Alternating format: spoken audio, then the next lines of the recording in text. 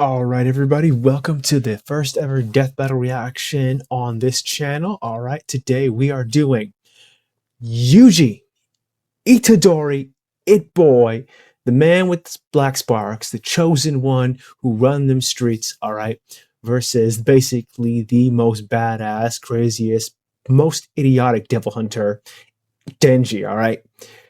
So this is going to be my first reaction to this series, all right? And listen, I've watched Death Battle pretty much my whole life. Love the franchise. Have some really Death Battles I love, some ones that I just didn't understand, but either way, let's get into it. All right, we are doing the Death Battle of probably one I was most excited for, because these two MCs both go through so much shit in their respective story that it just is mind-boggling how they're still around, at least not going crazy or become villains. But either way, that's it. Let's get into it. Denji versus Yuji. Say your prayers!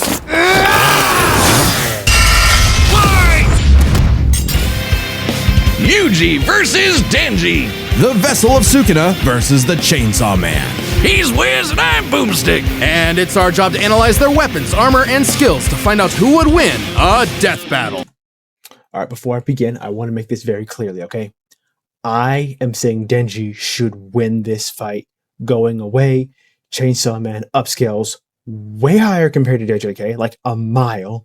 Denji takes a nuclear punch to the face. He takes literal, the state of Michigan, my home state, basically being chucked at him, all right? The most damage we've ever seen from attacking JJK is either Sukuna's Flaming Arrow in the Shinjuku Showdown or Gojo's Unlimited Hollow Purple. Both are basically city level to mountain level attacks, and I don't think anything comes close to what we've seen in Chainsaw Man. Like, the Gun Devil literally kills millions in an instant, okay? We're not even comparing that to anything we've seen in JJK, all right? Love Yuji, all right? But he's getting absolutely cooked in this fight. He should anyway. And before anybody says anything, yes, I know about Mujolo Yuji. I know about how powerful he is. I know how he's basically Sukuna with Gojo's aura. I know all of that, okay? But he is not going to win this fight. He is not. He's not winning this fight, okay? I'm sorry. I could be wrong. All right? If I'm wrong, I'll admit it. But Denji should absolutely win this fight going away, okay? He's faster too and more durable and more impressive feats. If Yuji Itadori was one thing, he was strong. Oh, spoilers for JJK and Chainsaw Man, just by the way, it says here in the corner. Just be warned. As his grandfather lay dying, he made Yuji promise to help others and not to die alone. Which is really messed up on Yuji's grandfather's part. He basically put that burden on him. He's like, yeah, go be a hero to help people, which in a lot of ways, Yuji is still suffering because of that decision, his grandfather's words, because now he's effectively eternally young. He doesn't die of old age. Yuji's a half human, half cursed. So yeah, he's going to be helping people forever now.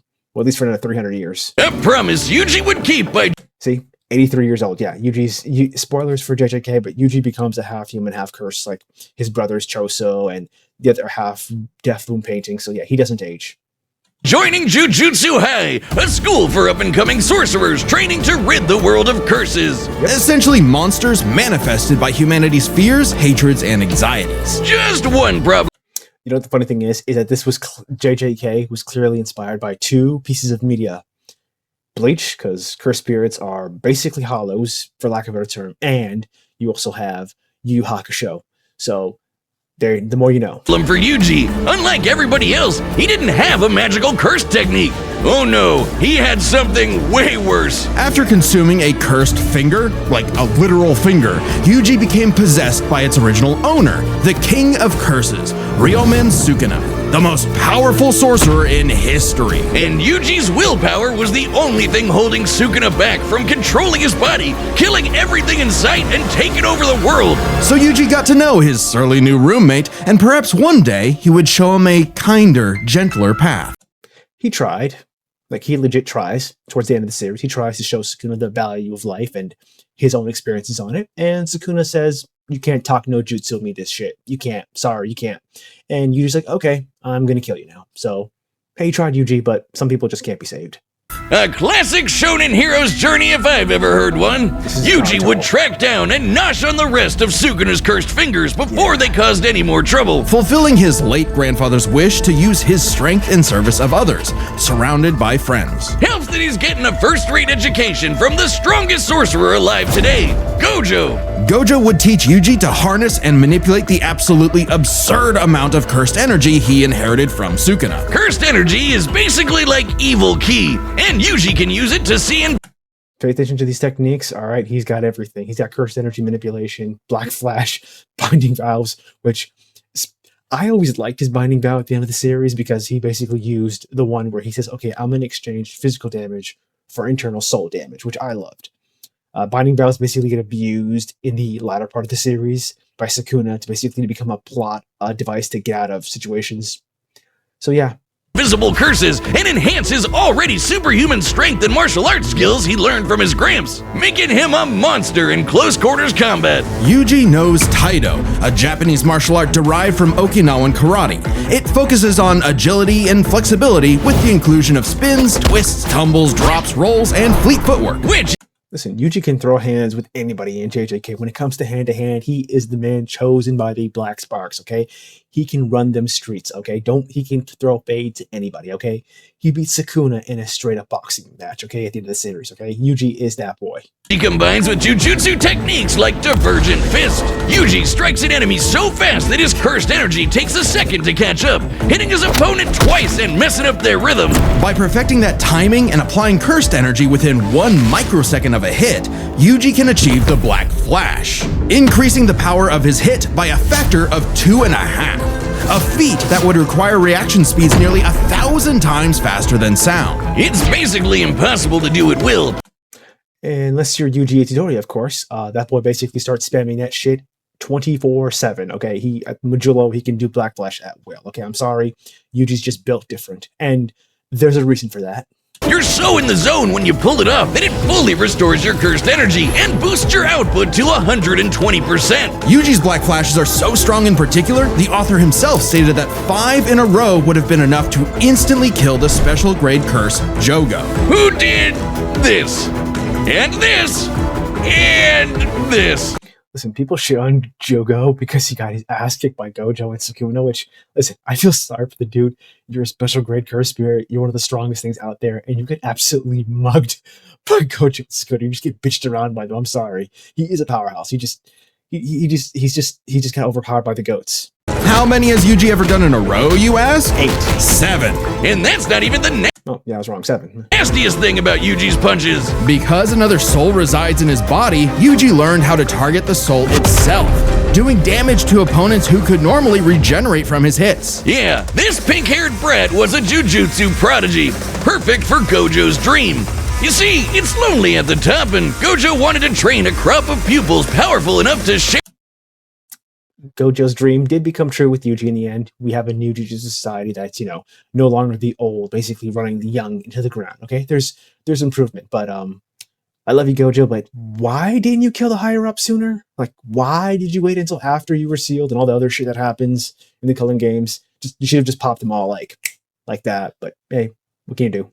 The burden of reforming Jujutsu society. Until one fateful battle when Gojo was sealed away and Sukuna took over Yuji's body. Yeah. Then proceeded to, commit that whole mass murder thing he was always going on about. Yeah, that's just, listen, Yuji, I love you, buddy, but you should never have made that deal with Sukuna in the beginning of the series. Like when Sukuna says, hey, I'll bring you back to life in exchange. I'll take over your body when I say this word for 1 minute, and Yuji's like, fuck you, why would I let you take over my body? And Sukuna's like, okay, I'll throw you a bone. I won't injure or kill anybody. And Yuji isn't the brightest bulb in the room, he's not, but making that deal and letting Sukuna define the terms of your agreement was just not good because he exploits the hell out of it. Yeah, turns out Sukuna is evil. Like, really, really, totally, completely, irredeemably evil. Yeah. And it also turns out that every twist and turn in Yuji's life was orchestrated by the body-hopping sorcerer Kenjaku in order to resurrect Sukuna and bring about the curse apocalypse. In Yuji's eyes, something he was completely responsible for. And so, having failed his grandfather, Yuji's outlook shifted. No longer would he fight to protect others, but to kill curses. And after Sukuna... Okay, in fairness to Yuji, he didn't really have much of a chance. I don't know if they're going to get into this or not, but so Kenjaku, the guy with the dart stitched on his forehead, decided, I need a vessel strong enough to house Sukuna's soul. So he tracked down Sukuna's reincarnated twin brother. Yes, Sukuna had a twin brother. Then he saw his twin brother was old, and so he says, okay, I can't go with him. Oh, he's got a child? Okay, that child, Jin, was Yuji's father.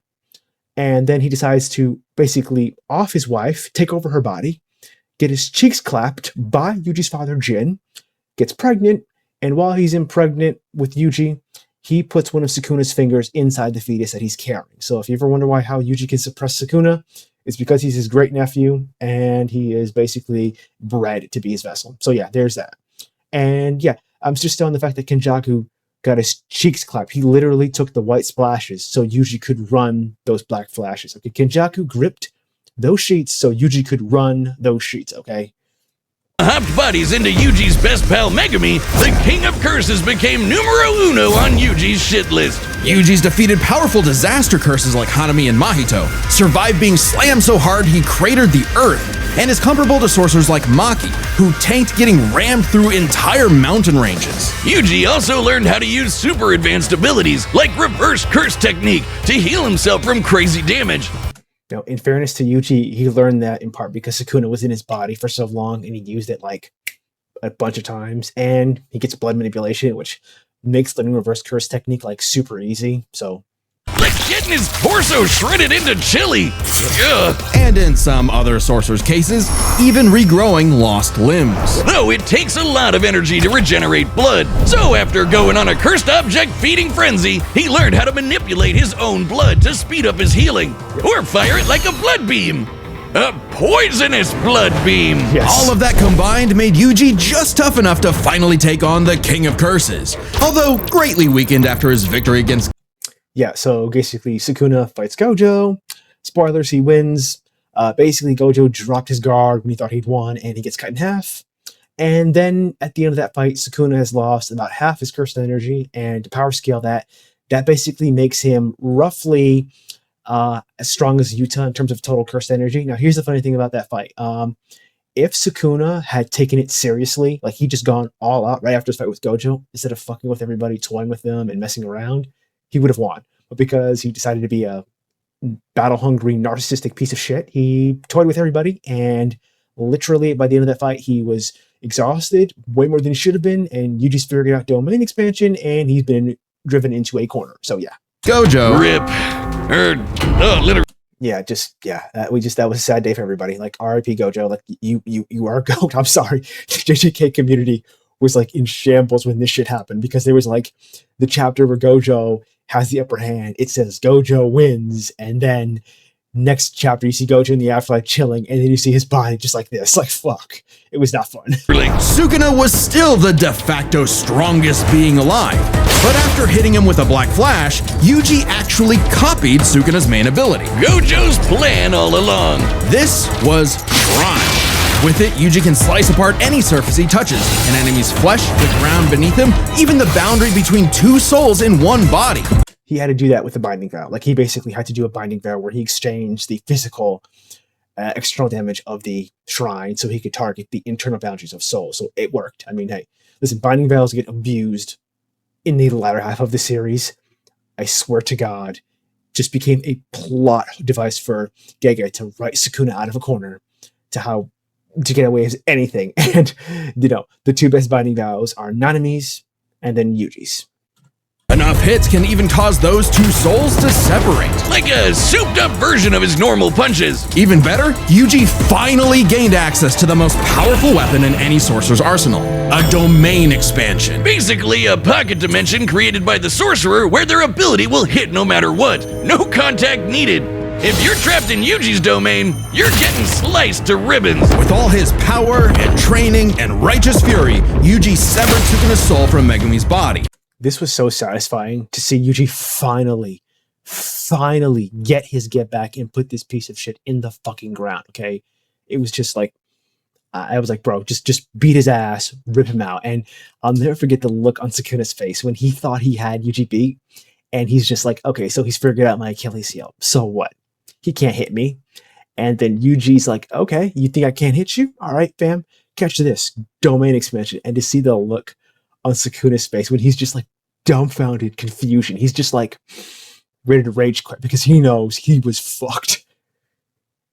Freeing his friend from the demon's clutches, but not before offering Sukuna one last chance at redemption. Which he rejected before dying because, well, evil, leaving Yuji to grow into one of the most fearsome sorcerers in history. Turns out the cursed objects that Yuji consumed made him part curse and slowed his aging to a crawl, giving him decades of training and battle experience. He's mastered blood manipulation. Yeah, he's basically like they say he's stronger than Gojo and Sukuna, and I would tend to agree.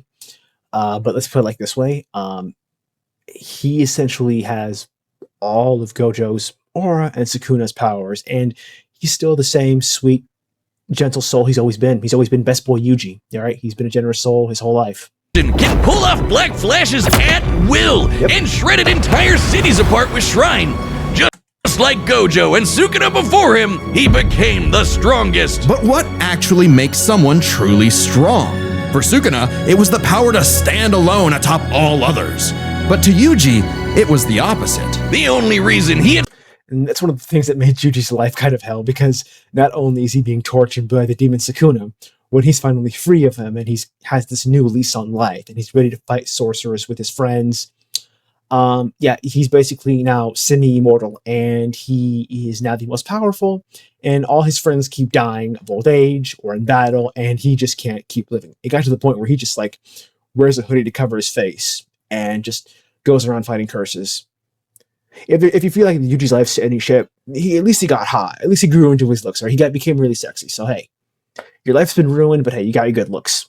Survived as long as he had was because of the mercy and sacrifice of his friends. So Yuji brought together friends and allies, new and old, to create a world eventually free from curses entirely. True. Fulfilling not just Gojo's wish, but his grandfather's as well. Because if Yuji Itadori was one thing, he was strong.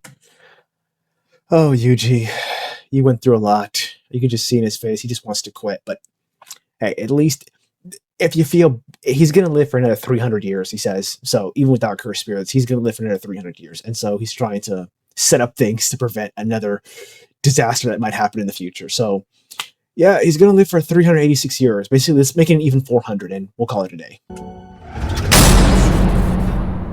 Wiz, if there are two truths in this world, two... Yeah, spoilers for Chainsaw Man Part 2. Everything that happens after the Reze movie. Universal constants, it's these. Life sucks and then you die. Especially for the young boy, Denji. Who was so poor and unlucky, he doesn't even know his last name. With an Now, I'm of the opinion that Denji took on the last name of Aki. That's a memorial to him, which I always thought would be pretty sweet, but we don't know for sure or not. It's not been confirmed, but I probably would just be like, yeah, he took Aki's last name. Yeah, and he likes Asa. Confirmed. Yeah, no, they're... Oh god, that whole ending just... I've read the Chainsaw Man manga, and the ending just pissed the hell out of me. Like, what do you mean you reset the timeline? Yeah, it just annoys the hell out of me. All right, dislike cults, honey traps, and vomit. Honey traps, yeah, that's he keeps falling into those like repeatedly. Alcoholic father forever indebted to the Yakuza, and a diet consisting of whatever garbage he could get his hands on. All Denji had in this world was his dog, Pochita. Who happened to have a chainsaw sticking out of his face. Really putting the tear in Terrier. Pochita wasn't an actual dog, obviously. He was a devil. Monstrous superpowered beings literally from hell that are created by and represent humanity's worst fear. Now, I've always liked the concept of devils better than the concept of cursed spirits in Chainsaw Man, because cursed spirits kind of stopped being a major threat after like Shibuya, with like with Mahito and the disaster curses being off the table. We just have to fight against other sorcerers and Sukuna at the end. And so like I always like the idea behind the devils better, because it's like they're empowered by fear. So simple things like, say, chickens nobody fears chicken. Simple things like dogs. Some people do. Some people do fear dogs, and you can understand why they would be a little strong. But things like, war, bombs, guns, like fear of guns, like holy shit. Like those things are way more terrifying than anything like on the lower spectrum. And so therefore they'd be more powerful. I would just love that concept from Chainsaw Man. It was just really good. In Pochita's case, literally the personification of chainsaws. Oh, he's so cute. Here's a disturbing fun fact for you. Chainsaws were once used to perform abortions. Yep. They used them for abortions. Have fun with that knowledge. Who would be afraid of chainsaws? They're the most versatile tool in the world. Perfect for chopping trees, opening cans, massacring your foes. Apparently, Pochita had no problem with that last part as he and Denji hunted down and killed his devil brethren. It's a tough job, but when selling your testicles won't pay off your dad's... Like, again, a homie was so poor he had to sell an eyeball and a testicle. Seriously, whoever suffers more between Denji and Yuji, you can debate. But Yuji had at least had a loving grandfather who raised him and looked out for him, okay? Denji didn't get any of that shit, okay? And Denji's mentors were legit insane or just out to ruin his life. See, Makima, well, Yuji's mentor, Gojo, or people like Nanami, truly cared about him and had his best interests at heart. And so we can debate who suffers more, but Yuji had it way easier compared to his early life and his support system. Denji did not have any of that. It'll do. That is, until Denji was cornered and forced to learn about those two universal constants. Life sucks, and then you die. But sometimes, if you're really unlucky, there's a third option. Born from his and Pochita's contract, a literal deal with the devil, Pochita would become one with Denji's body in exchange for Denji to live a happy life. And so the two fused into a half-human, half-devil hybrid, the Chainsaw Man. AKA a one-man, blood-soaked devil-slaying machine. The perfect candidate for the public safety devil hunters, led by this piece of work. I paused on that. I paused on the worst scene right The perfect candidate for the public safety devil hunters, led by... I hate you, Makima. Fuck you. You can go burn in hell, you bitch. I swear to God, what she did to so many of the characters in part one, I will just... Being eaten by Denji was too good for her. Being chopped up into little tiny pieces and being eaten by him, nope, too good. She deserves to burn for what she did, okay? I hate her so much. This piece of work, with nothing controlling him but his raging teenage hormones, Denji would battle all of devil kind in the hopes of one day getting laid. And he was a natural at killing, not getting laid. As the chain... Listen, Denji has game, okay? He has game. The problem is the writer just decides to screw him over by, making his love life personally shit, all right? He was able to win over Reze. He got Asa. He got the war devil Yoru, who, let's be honest, was an abusive partner who would also sexually assault him in the alleyways, but Denji's got game. It's just that the writer decides to screw him over. Chainsaw Man, Denji can slice through just about anything and generate new chainsaws from any surface of his body. Or swing him around on massively long chains. Oh man, that's so cool. It helps that Denji is incredibly powerful, capable of lifting and throwing cars, surviving being blasted through several buildings, and moving way faster than the eye can see. Yeah, Denji's probably way faster than anything we've seen from Yuji in the series. He moves like that in an instant. And yeah, and Denji Man, yes, that is the strongest version of Denji I've seen. And I'm sorry, I don't think Yuji has anything in his arsenal that could beat it, okay? And yeah, Pochita, listen, he has the power to erase devils. And if he eats something, that concept doesn't exist. That's why there was no World War II or Holocaust in Denji's universe. Yes, there is no Holocaust in the Chainsaw Man universe. And if he happens to get torn apart by some ornery devil, no biggie, because he can regenerate from just about anything. Denji has survived being sliced to pieces, having his head torn off, being dipped in demonic... Oh god, yeah, the Chainsaw Man's way gorier than you think. stomach acid for hours, and even getting his heart ripped out. Haven't we all? Chainsaw Man didn't regenerate his heart. Oh no, his heart regenerated a Chainsaw Man. Even separating Denji and Pochita won't stop them. When Denji was stuck in this alternate dimension, he and Pochita still possessed a metaphysical connection. With their stomachs. While his healing factor can be overtaxed, all he needs to do is drink some blood and he's back to full health. And considering that chainsawing devils apart is basically an infinite blood exploit, he almost never runs out, only limited by the violence-induced psychotic frenzy he enters in. Listen, Denji is an idiot, let's be fair, he's just brain dead, okay? But the dude is a legit genius when it comes to how he fights, okay? I'll never forget this. He's fighting the Falling Devil, and the Falling Devil is using his memories of his past. And so what Denji does, he takes his chainsaws and gives himself a lobotomy to forget everything. And he's just fighting on pure instinct, okay?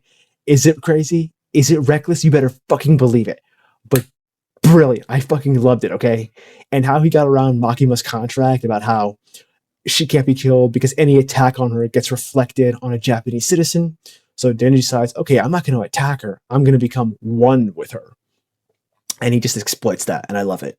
Combat. Well, he's not actually crazy. Denji might be, okay, definitely is an under-socialized moron led by his dick, but he's surprisingly clever in combat. Almost always thinking outside the box and coming up with so dumb they're brilliant strategies to take on devils that should be too strong for him. In short, oh, that was when he was fighting the Santa Claus. Yes, Chainsaw Man and Santa Claus exists, and the line, he knows when you're awake, he knows when you're sleeping. Yeah, way more darker implications in the Chainsaw Man universe. But Denji decides, okay, how do I fight the Santa Claus, aka who's been powered up by the Darkness Devil?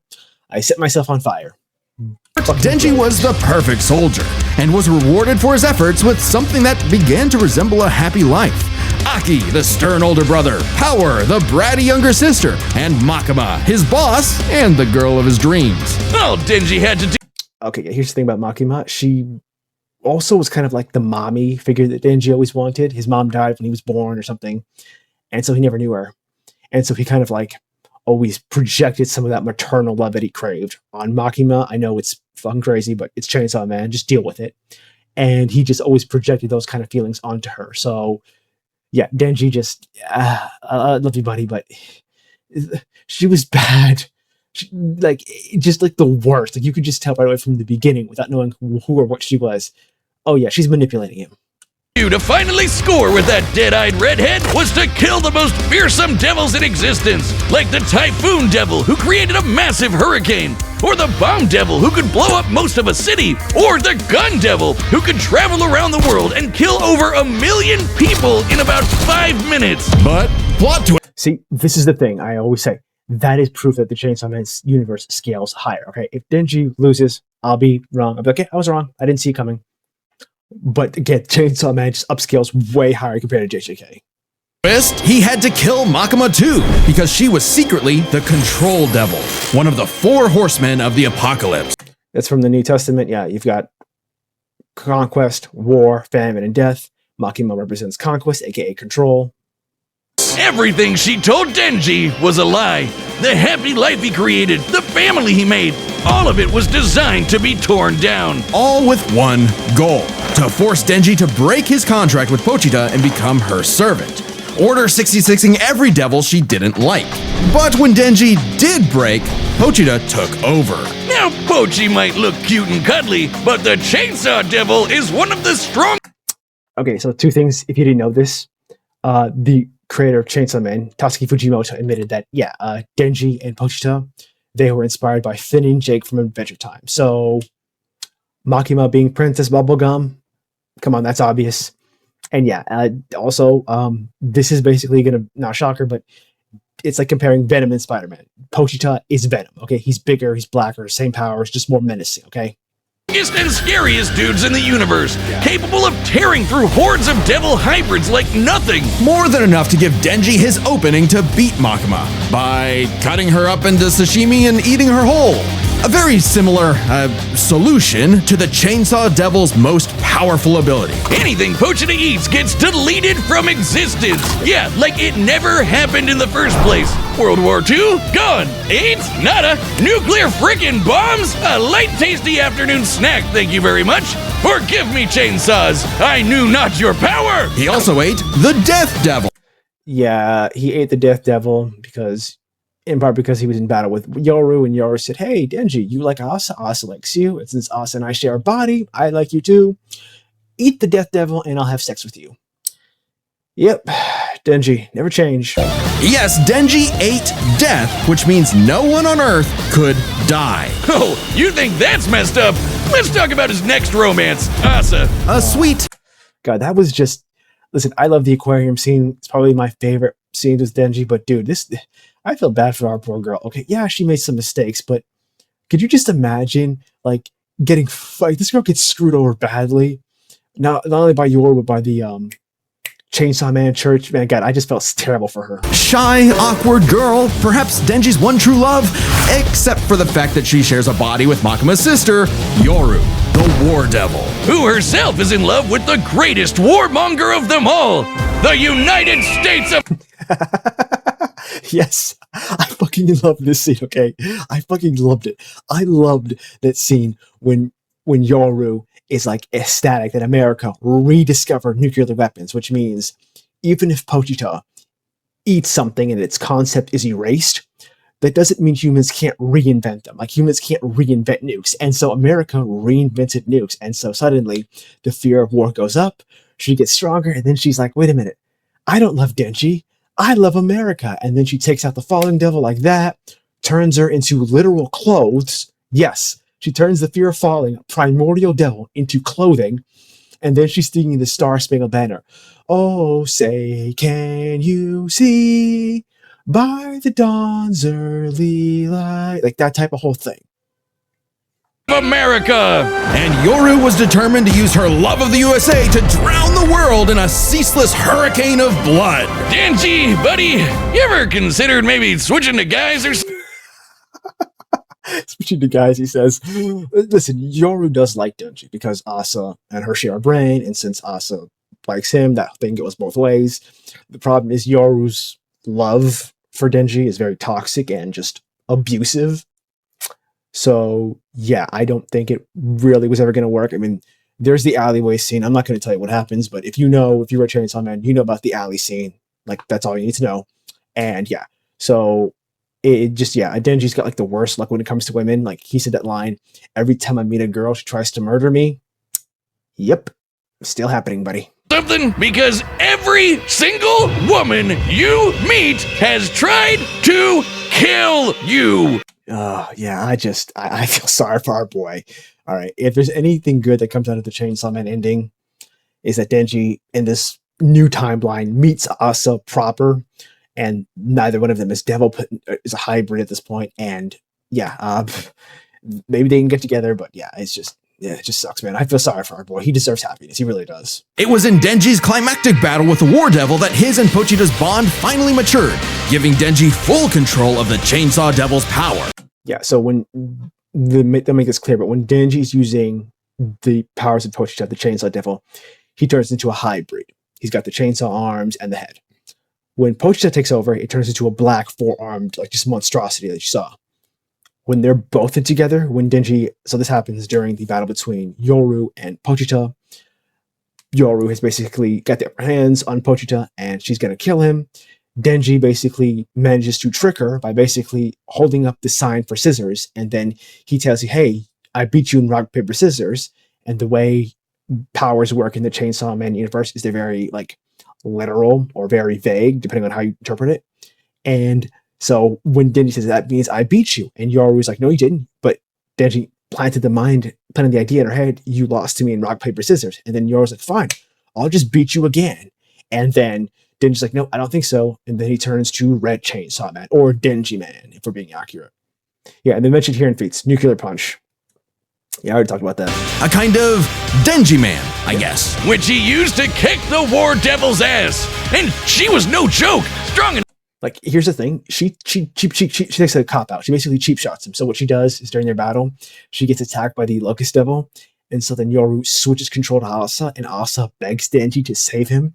Denji does, but then he gets shot from behind by her. Like, she lost that fight. She just had a cheap shot already victory. To shoot Pochita from across the globe with a near light speed 2-ton bullet from the goddamn Statue of Liberty. Better yet, Yoru was so powerful she turned Oregon into a sword. Yes, the state of Oregon. Crumple the entire landmass into a blade, fly it over to Japan, and swing it at Denji. And he matched its power. She also threw the American flag at him. The one on the moon.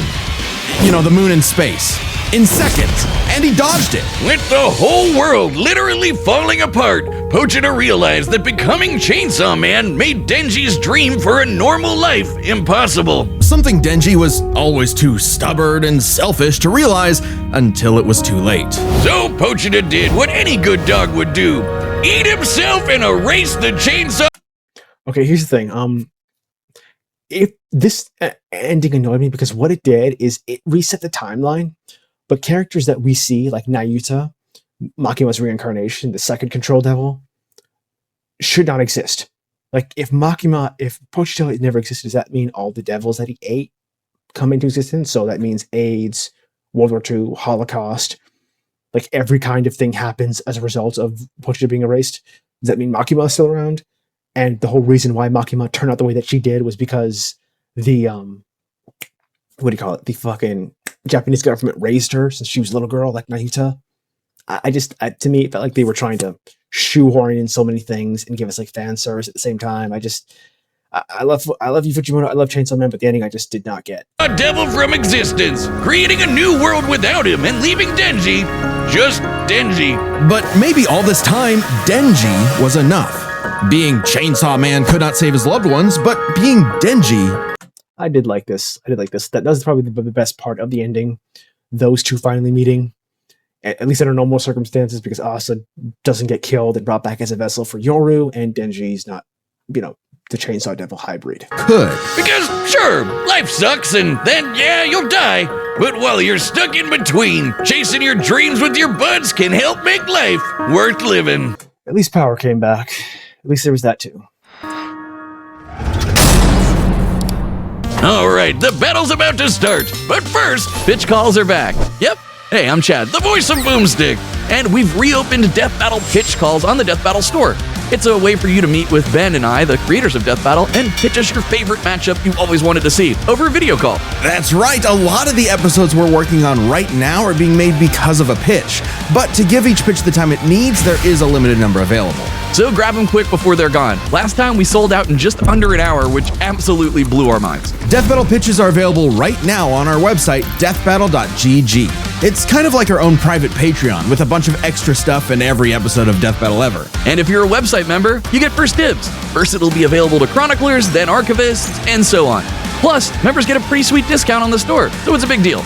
Let's get to the battle, but don't forget to grab your pitch.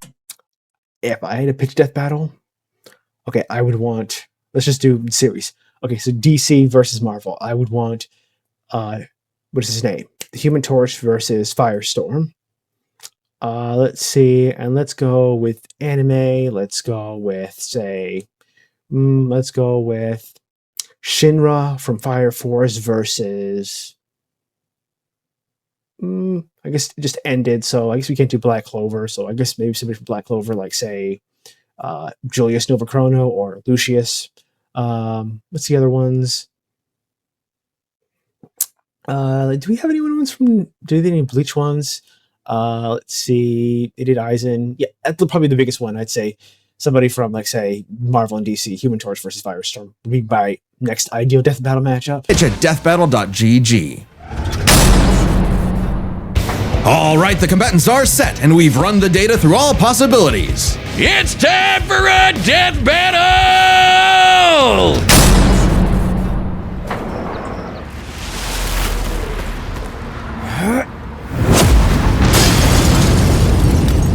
Oh no, see, you mess with his food, man. Them's fighting words. Oh man, oh no!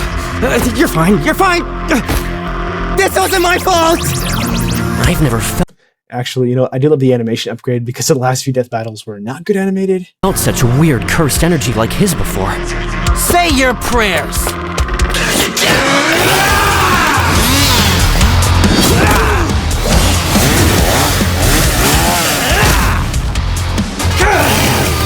chainsaw curse? Oh no! I'm the hero to all! Kicker of asses! Magnet to chicks! Half man, half devil! Chainsaw man! Let's finish this! Chainsaw instant death technique!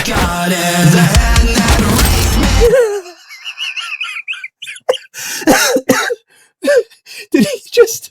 Hold on. Back the fuck up. What did he just do? Hold on. Chainsaw instant death technique! He actually did it. He actually hit him in the nuts. I'm sorry, but that's just too much. I can't do this. That's too much. He had him all guarded, like, I'm gonna block your attack, and then he just nut sheets him. Don't worry, fam. He's got reverse curse technique. He's fine. Batter up, pink-haired punk-ass bitch! He bitch smacked him with his own hands. Oh. Oof. Yeah, he don't... Man.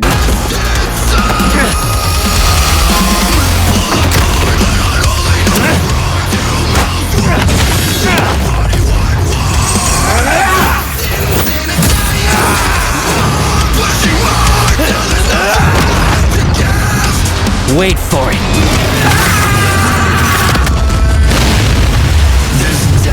I realized you had 2 cursed energy sources in one body, so I separated them. Speaking of...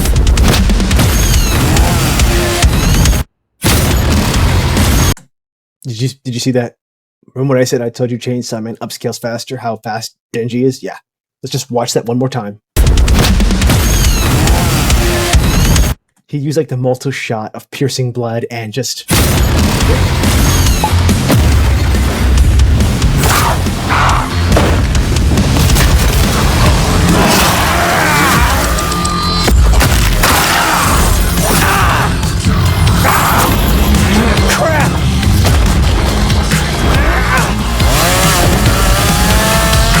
Domain expansion.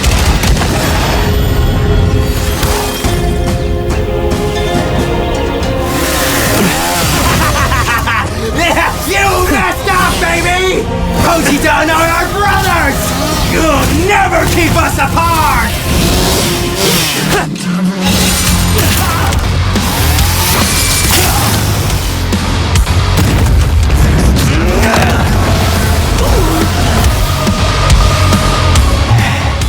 Domain expansion.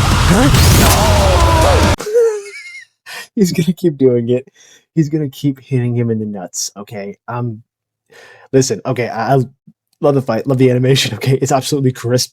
Chef's kisses. But man, he's gonna keep hitting him in the nuts. Finally got you to stop moving. See, we can be smart too, huh? Punk ass bitch. Black Flash! Shrine!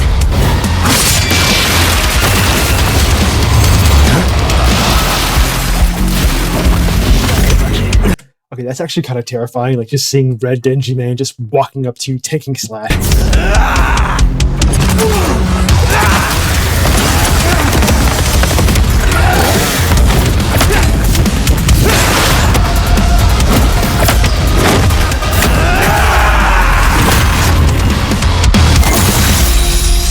A human and a curse. Brothers. You don't see that every day. I fucking called it. I knew it. I knew Denji would win. Okay, Chainsaw Man upscales higher. Right, Pochita. I wonder if that burger place is still open. KO! If Yuji Itadori was one thing, he was strong. Just not strong enough today. Let's break this down Did he get the Gojo? Oh, got cut in half like Gojo. Fuck, I just realized it. into 4 chapters: their speed, skill, abilities, and power. Okay, I'm gonna break it down. Speed, Denji. Skill, Yuji. Abilities, Denji. Power, Denji. There you go. First off, who was faster? Yuji's greatest speed feat is the Black Flash. In order to apply cursed energy within 1 microsecond of a strike, Yuji would have to move and react at over 900 times the speed of sound. Insanely fast. But remember that time Denji dodged that flag that Yoru summoned from the moon? You know, the one that's over 200,000 miles away? Considering Denji's position from start to impact, all while in the midst of a fast-paced battle, this must have happened in a matter of seconds. We'll lowball it and say 10, though it'd probably have to be faster to use against Denji in a fight. This means the flag must have been moving over 12% the speed of light. Over 100 times faster than the Black Flash. Now, Yuji has gotten significantly stronger since his adolescence, but we know for a fact that in Jujutsu Kaisen, relativistic speeds are something humanity has explicitly not yet achieved. So it's pretty clear that Denji takes speed. However, Yuji has made a career out of going up against enemies far out of his league by relying on his skill. And what a career it's been! He defeated the King of Curses all before he was even an adult, and he continued to train and master his jujutsu techniques for decades. Whereas Denji, while certainly a clever, unorthodox fighter, would often get by due to his sheer stubbornness and durability. Yeah, Denji's an idiot. Like, Yuji's not very bright either, but Denji's just like legitimately like an idiot. Like Denji up until like he was like 17 didn't know how to read kanji. Like that'd be like saying, oh, you can't read like complete sentences in the United States or whatever. It would be bad. More than anything else. With Yuji's greater experience and martial arts combined, he was definitely the more skilled fighter. What wasn't as clear-cut was who had the better abilities. Specifically, how well they can cut each other and how well they can heal from being cut. So I guess it's their cut ability. Both could survive pretty insane wounds, though Denji's devil healing factor was superior. Yeah, taking a nuclear punch just means you clear anything in JJK. I'm sorry, Denji clears anything in JJK, like a nuclear punch. The most Yuji has ever healed were some big slashes against his stomach. And while other similarly powerful sorcerers like Gojo could regenerate lost limbs, Denji could regenerate almost all of his body from a single cord pull. Yeah. And again, keep saying it. JJK here, Chainsaw Man here, okay? That's just literally what it is, okay? I'm sorry, but sorry JJK fans. That being said, Yuji's soul targeting attacks have done lasting damage against those with superior healing like Mahito. Not just that, but literally splitting two souls apart. That's how he beat Sukuna, and he could potentially do the same thing to break apart Denji and Pochita. However, it's not so simple. Sukuna was already severely weakened at the time, and it took Yuji several hits to separate him and Megumi. And on top of that, even if Denji and Pochita were split up, we know they keep a metaphysical connection when apart. In fact, they were split up when they were fighting Makima, and they had no... Yeah, so during that whole thing, Denji basically makes a fake Chainsaw Man, and Pochita's in the driver's seat, and Makima doesn't know that's Pochita. He thinks it's Denji because he's wearing clothes, but yeah, he can do problem rejoining. No reason they couldn't do it again here. However, Denji's healing factor isn't unlimited. He'll need blood to heal eventually, and the range and speed of Yuji's slashes would force Denji to tank them to get up close. Even if he could, Yuji's healing factor wouldn't last nearly as long against Denji's chainsaws. I mean, also the fact that if Yuji ever fires piercing blood or any blood manipulating techniques, Denji can just eat them, and then he's recovered, so... But then Yuji could back off, Denji chase him, and so on. Like an unstoppable force meeting an immovable object, neither had a clear edge in cut ability. So what it ultimately came down to was power. Who could do the most damage and wear the other guy down first? Yuji slicing apart an entire city is one of the most impressive feats in all of Jujutsu Kaisen. By measuring the clouds of dust created in his attack's wake, we can estimate he launched over 5.5 million tons of debris into the air. That kind of force is equivalent to over 3 megatons of TNT, comparable to a hydrogen bomb. But unfortunately for Yuji, while he could cut apart a city, Denji was Oregon level. The state of Oregon is the 9th largest in the Union by total area, nearly 100,000 square miles. Again, she took all of Oregon and chucked it at him. She also did the same thing to my home state, Michigan. It's crazy how much, Oregon and Michigan didn't exist anymore. It's just fucking wild. By estimating its volume, Yoru compressed a mass weighing over 750 trillion tons. One swing from that sword would hit with an energy of over 30,000 megatons of TNT. Which is like 10,000 hydrogen bombs. And not only did Denji survive a swing, he straight up overpowered it. That's insane. She had to cheat. Like, she basically had to switch over to Asa to get Denji to help her, and then she cheap shots him. Like, if she didn't do that, they would have won.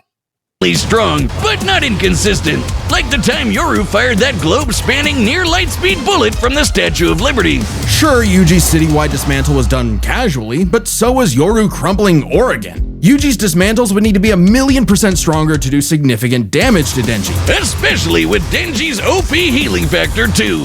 Okay, now here's the thing. People are like, oh, why didn't Yuji use the Divine Flame technique? We never see him use it in Mugello. Now, I think he could use it because he's got Sukuna's powers. So he's Sukuna's nephew. So yeah, I think he could do it, but I'm surprised that it's an actual thing. Denji takes the final edge in power. All Denji needed was one good hit to finish the fight. And with his far greater speed, it was only a matter of time. What can I say, Yuji? Denji's just got that dog in him. The winner is Denji. Awesome reaction video. I called it. I knew Denji would win. All right. If you like this video, drop a like, comment, subscribe. I'll be heading out. Y'all take care. Have a nice one.